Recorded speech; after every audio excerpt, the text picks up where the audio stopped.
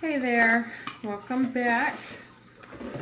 I had somebody request that I show them kind of like a quick process on what I do with my cups. So there seems to be a common misconception that you cannot use bright tone on a powder coated cup. That is 100% false in my case, or my instance. All I use are powder coated cups from Makerflow.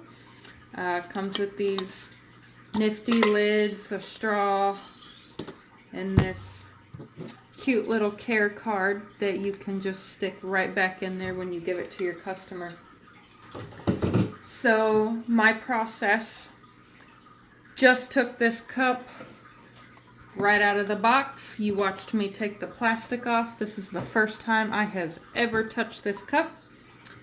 What I do after I take it out of the box is go get some sandpaper from Home Depot. The grit does not matter as long as it is what I would consider a low number for sandpaper. So typically I use 400, so that is a high number. So it's all half-assed backwards.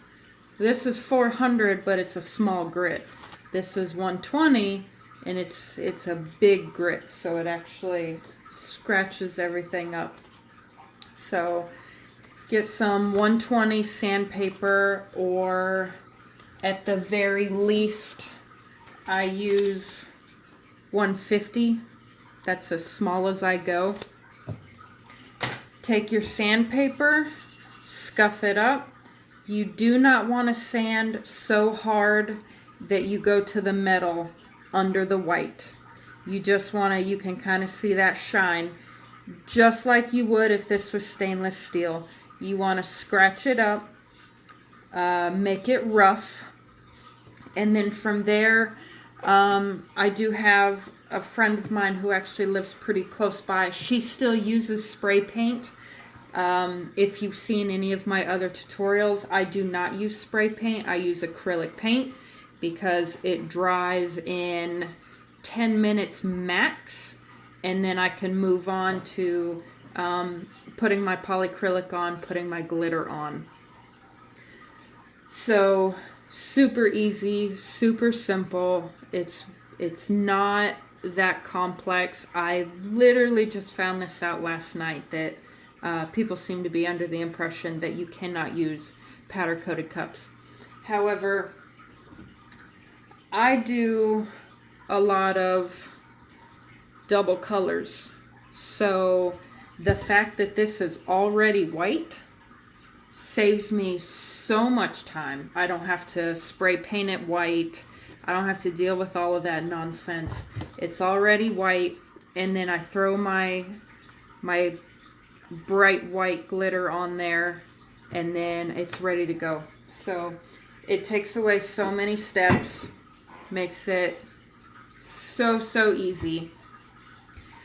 I also don't like the strip of steel at the top and the bottom, so I made sure they were fully powder coated so that I could take my glitter all the way to the top. That's just personal preference for me. I think it looks more completed. I think it looks a lot better. But that's pretty much the step. Take it out of the box, rough it up a little bit, treat it like it owes you a little bit of money. And then from there, either do your spray paint or your acrylic paint, whatever floats your boat, and then apply your glitter and just move on from there.